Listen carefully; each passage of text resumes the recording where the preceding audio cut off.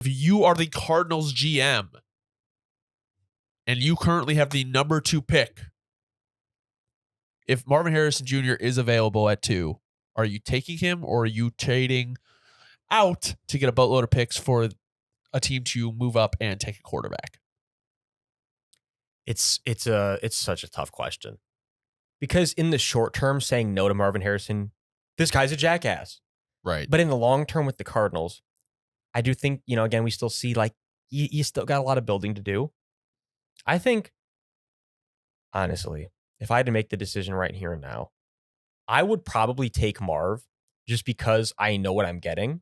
But give me some time to come up with a plan. I don't think there's anything wrong with doing the other option either, the latter, trading away, really building on your assets. I think, to answer the question, I don't think there's a right or wrong answer. No. I think either way that they go about it, it's definitely very, very beneficial for the future. But Marv, potentially much more of an immediate impact kind of thing, where you can maybe throw yourself into, I don't want to say competitive right away territory, but when you have a full season from Kyler, close back to 500 territory. Yeah, I mean, here's my thing. I like what Poles did with the Bears, where he has constantly set himself up with security blankets or security nets. I think because I think it's pretty well understood that the Cardinals are not going to be drafting a QB. There's so many holes on that team. Marvin Harrison Jr. is not going to net you 10 more wins next year. You need all the draft picks you can get and star players. So I'm not saying Marvin Harrison Jr. will never be a bad pick, but it's I don't know if that's what their team necessarily needs right now. Well, and also we always talk about windows of opportunity, windows of the Super Bowl chance. It's like you bring in Marv now. By the time you have to pay him, it'd probably be right when the window's opening. Yeah. And it's like he's going to be able to demand, as long as he stays healthy, probably record money at that time. And you're already paying Kyler. Well, I guess you would be getting probably a new QB at that point. That's the thing. The Cardinals window is definitely, that's the thing, is I can't even say yes or no right now because it's almost just like whatever that man has in mind is what that man has in mind. I'll say if I was him, again, I think just because I haven't sat down and come up with a plan for the Cardinals, I'd be taking Marv just because that's the safest option. But if the man's got a plan, which I'm sure he does, I would agree that the long-term approach is definitely the game plan. Yeah. Cardinals run pass balance, you think was terrible?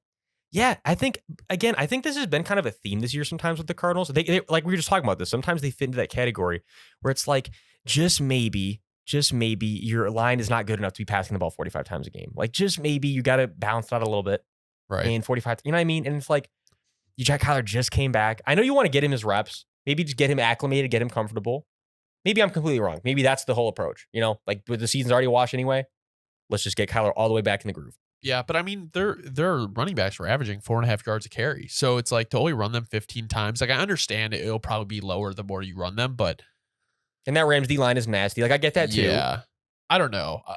It was a weird day. It's at this point, we know what the Cardinals are. So it's they're either we expect them to lose. If they win, we're not surprised. I think a team that's a little bit more volatile is the Rams. I think they've been a really hard team to predict this year because sometimes they put up 37 like they did today, or they just fucking can't move the ball. They look bad. Stafford had a great day. Kyron Williams back. Royce Freeman's been good. So Royce Freeman, I had to give shouts to Royce. He's definitely been a very surprising player this year. Coming out of nowhere for them. He said, fuck it. Give me touches. Yeah. Really exactly. I'm guessing the translation. Right? Royce Freeman's been saying over these last few weeks. Because, he's come in here just running hard. And then that Puka slowing down a little bit after that historic start. But it's if you were a Rams fan and you were realistic, you knew this was going to happen. And he still is a very, very, very, very, very good receiver. Definitely going to be a great receiver in the future. So he's still got, he was bound to cool off, but he's going to keep getting better. Already a special talent. Nothing to worry about if you're a Rams fan. That's what I'm trying to say. No, I don't think anyone else expected Kyron Williams to come back like this either. Yeah, I mean, seriously, the 143 rush yards, 8.9 yards a carry, 6 receptions, 61 yards, 2 receiving touchdowns. I mean, PPR monster. As he's been when he's healthy. Monster. on the other side of the ball, the Rams look nice. I had to give my shouts. Kobe Turner, 2-sack day from the interior, the rookie. I've been saying his name a little bit here on and off the whole season. Yeah. So, I mean, okay, just to kind of finish up with the Rams here, what do you do with Stafford after this year? Like, is he under contract next year? Because remember they gave him that extension? Yeah, I think this is why I've been hearing so much buzz about McVay potentially, going to take a broadcasting career. Why would he do that after this year, though? That doesn't make sense. Because I agree with you where it's like, why come back if that was potentially the goal? I think in his mind, it was almost like, let's give it a shot. And if by grace, if everyone's healthy again and we can really make a run, I'll be back in it. Yeah. But then it's also like in the back of my mind, if we're not, it's like, I'm going to move on to greener pastures for the meantime. So it's looking like the Rams are going to kind of have to keep him next year as well, Matt Stafford.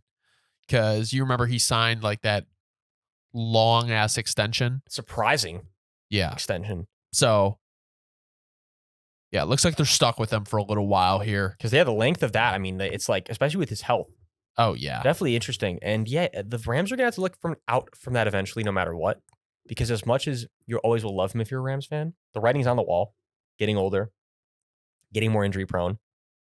And the team as a whole just getting older. Well, it's been the Rams. That's been the narrative.